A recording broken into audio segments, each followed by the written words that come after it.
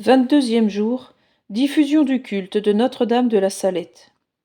Avez-vous vu les belles eaux des montagnes descendre les pentes dénudées du Dévoluy, ou les flancs boisés de la Chartreuse, se former en rivière, parfois en fleuve, et porter la fécondité de vallée en vallée? Ainsi, de la cime du Planeau, descendit le culte de Notre-Dame de la Salette, pour s'en aller à travers le monde entier, répandre avec les leçons de Marie l'espoir d'un renouveau catholique. Oh, combien cette troisième réponse aux pleurs de notre Mater Dolorosa a dû consoler son cœur et l'encourager à nous continuer sa maternelle intercession. Oui, courage, ô bénigne avocate. D'ailleurs, pourquoi Marie a-t-elle parlé sur la Salette, si ce n'est pour que sa voix fût entendue de toute la terre?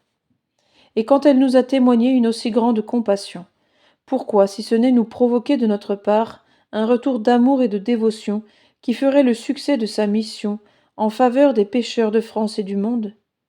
Ne nous étonnons donc pas que sa parole ait retenti, comme celle des apôtres, par toute la terre, et que l'on se soit empressé de la vénérer sous ce nouveau titre de Notre-Dame de la Salette. Premier point, diffusion du culte de Notre-Dame de la Salette. Elle est en quelque sorte un prodige, ainsi que le démontrent des preuves aussi nombreuses que surprenantes. Tout d'abord, on en pourra juger par les correspondances qui ont afflué de tous les points de la terre sur la Sainte Montagne.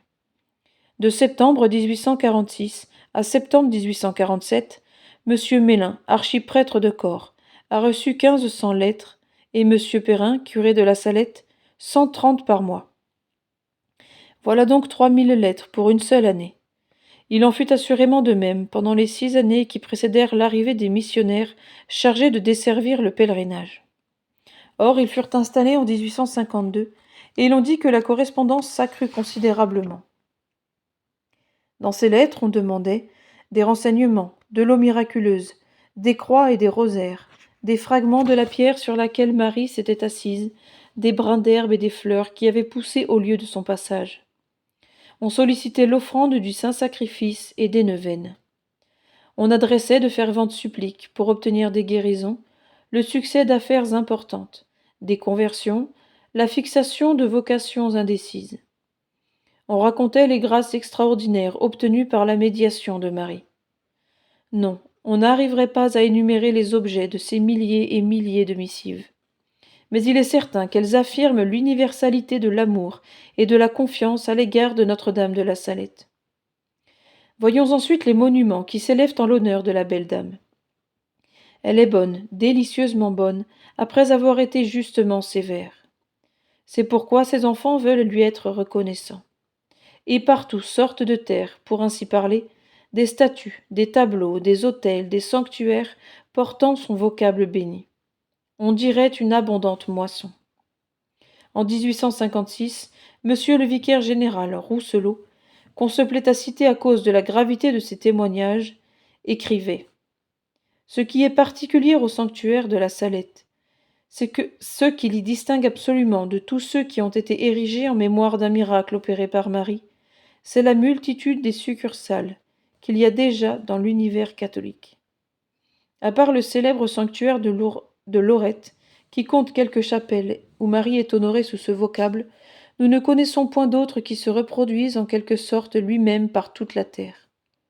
Mais le sanctuaire de la Salette, qui n'existe que depuis 10 ans, compte déjà 50 sanctuaires ou hôtels érigés sous ce même vocable, et chacun est devenu le centre d'un pèlerinage. Le père Berthier ajoutait en 1878 : les documents que nous avons entre les mains et ceux qui nous arrivent chaque jour nous font penser que le nombre de ces monuments publics, érigés en l'honneur de Notre-Dame de la Salette, s'élève aujourd'hui à plus de 1000, répandus principalement en France, en Belgique, en Italie et en Espagne. Le seul diocèse de Grenoble en a plus de 40. On en trouve plusieurs en Angleterre, dans les Pays-Bas, en Allemagne, en Suisse, dans l'île Maurice, à la Martinique, dans les États-Unis, dans les Indes orientales et dans la Nouvelle-Calédonie. Au centre de l'Afrique, le Dahomey a aussi son sanctuaire de Notre-Dame de la Salette. Monsieur Rousselot l'a fait justement remarquer. Ces sanctuaires deviennent des lieux de pèlerinage. Il n'est même pas rare qu'au 19 septembre, Ils attirent des foules plus considérables que la Sainte Montagne elle-même. Une paroisse du Luxembourg belge nous en fournit la preuve. En 1897, elle réunissait, pour fêter le 50e anniversaire de l'apparition, jusqu'à 30 000 pèlerins. N'est-ce pas superbe? Ces données nous permettent de faire ce curieux et édifiant calcul. Chacun de ces sanctuaires, on peut le dire sans témérité, reçoit chaque année une moyenne de 1000 pèlerins. Ce serait donc au bas mot, car plusieurs reçoivent beaucoup plus, 1 million de visiteurs qui honoreraient Notre-Dame de la Salette dans les nombreuses chapelles qui lui sont consacrées par toute la terre. N'a-t-elle pas même fondé des paroisses, la bonne mère? En 1863, il y avait, près du port de Calais, un misérable hameau, nommé les Baraques. Quelques familles d'ouvriers et de pêcheurs y vivaient sans foi et sans mœurs. Ces pauvres gens excitèrent la pitié d'un missionnaire artésien dont la mémoire est vénérée, monsieur l'abbé Limoisin. Ce prêtre de grande foi conçut le projet de les tirer de cette lamentable situation. Après avoir promis à la Vierge des Alpes de lui élever un sanctuaire, et même de lui dédier une paroisse, il se mit à quêter, recueillit jusqu'à 120 000 francs, et construisit une fort jolie église et une école.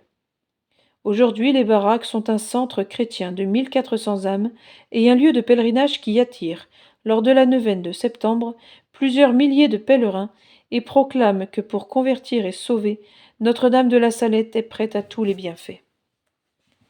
Reprenons notre compte-rendu. Les confréries et archiconfréries en l'honneur de Notre-Dame réconciliatrice existent dans les 5 parties du monde.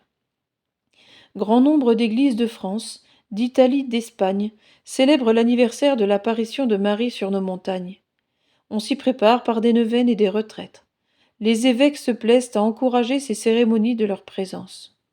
En 1870, dans la seule ville de Milan, 10 églises ou chapelles ont solennisé le 24e anniversaire du grand événement. À son tour, la coutume de faire le mois de septembre, comme l'on fait le mois de mai, tend à se répandre dans les paroisses, et surtout dans les communautés religieuses. Détail intéressant. En 1867, le pape Pie IX a bien voulu accorder à la ville d'Arles toutes les indulgences du mois de mai en faveur des associés qui célébreraient le mois de l'apparition. Nous finirons sur ce détail. Voilà donc comment la dévotion à Notre-Dame de la Salette est devenue universelle et populaire. Oui, qu'il a raison, le peuple de France, de jeter ses regards et son cœur du côté de la providentielle montagne, car c'est de là que doit venir le salut.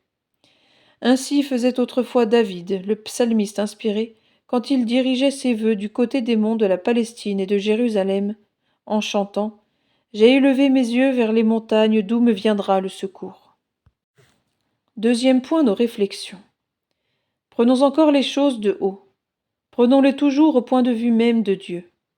Les paroles de Dieu sont paroles de salut.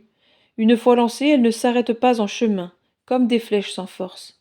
Elles vont jusqu'aux extrémités du monde. Elles retentissent jusqu'à la fin des siècles pour atteindre toutes les âmes de bonne volonté. Tel est le but de Dieu, et Dieu veut atteindre son but. Cette vertu, la parole de Notre-Dame la possède, parce que Notre-Dame a parlé au nom de Dieu pour sauver la société contemporaine, et particulièrement la société française. C'est pourquoi il s'est trouvé dans tous les climats des voix catholiques pour le répéter, et des temples sacrés pour en garder le dépôt. D'écho en écho, l'Évangile est arrivé aux confins de l'univers. D'écho en écho, le message de la Salette est parvenu jusqu'à toutes les oreilles. N'est-il pas du reste comme un fragment de l'Évangile? Ô harmonie, ô rivalité touchante entre la divine mère qui veut sauver ses enfants et ses enfants qui veulent se laisser sauver par la divine mère. Ô sainte correspondance à la grâce, Marie appelle ses enfants, ils sont debout. Marie leur demande de publier son message de pardon, leurs lèvres ne se taisent pas. Marie sollicite de leurs ailes des monuments matériels qui rendront son apparition sensible et inoubliable, ils élèvent des sanctuaires par centaines et milliers. Eh bien, vive Dieu, car il a promis de bénir quiconque entendrait sa parole et la mettrait en pratique. Disons toute notre pensée. Ne serait-ce pas la présence de Notre-Dame de la Salette dans toutes les provinces de France qui ferait pousser à l'enfer ses derniers cris de rage et l'amènerait à tenter, avec une folie qui tient du désespoir, ses derniers efforts de haine, de dépravation et de destruction? Ne serait-ce pas la présence de Notre-Dame de la Salette, qui soutiendrait et enflammerait les catholiques dans leur œuvre de défense religieuse et sociale? Ne serait-ce pas enfin la présence de Notre-Dame de la Salette, qui donnerait à la piété de nos jours ce cachet de solidité et de pénitence qu'on ne lui connaissait pas il y a quelques années? 1000 fois tant mieux si telle est la vérité, car cette vérité allumerait au-dessus de nos têtes, astre demain radieux, l'étoile de notre océan si troublé, l'étoile de l'espérance. Croyons-le et chantons, confiants et convaincus, Ave Maristella. Troisième point, nos résolutions. Réfléchissons à ce mouvement populaire qui entraîne vers la Salette. C'est la conversion qui s'élabore de plus en plus. En conséquence, nous entrerons dans ce mouvement pour l'accentuer d'une adhésion de notre amour et d'un effort de notre action, car il concerne au plus haut degré, ne craignons pas de le redire encore et encore, la foi et l'avenir de notre patrie. Qu'est-ce qui est à la portée de nos âmes, de nos lèvres, de nos mains, de nos pieds? Une affiliation à l'archiconfrérie de Notre-Dame réconciliatrice, ou le simple port de sa médaille et de son crucifix? Les litanies ou l'invocation quotidienne de son nom? Un pèlerinage à quelque sanctuaire régional, ou l'ascension de la Sainte Montagne elle-même? Moins que cela, serait-ce une modeste image de son apparition dans nos demeures? Peu de choses soit, mais que ce peu de choses parte du cœur. Non, lorsque Notre-Dame nous supplie avec larmes de faire connaître les désirs de son cœur affligé et les volontés de son divin Fils irrité, non, nous ne laisserons pas sans consolation cette douleur de notre Mère du ciel. Ô ma mère, permettez donc à ma piété filiale de pleurer à vos côtés, fac me tecum pille flairé. Notre-Dame de la Salette, réconciliatrice des pécheurs, priez sans cesse pour nous qui avons recours à vous.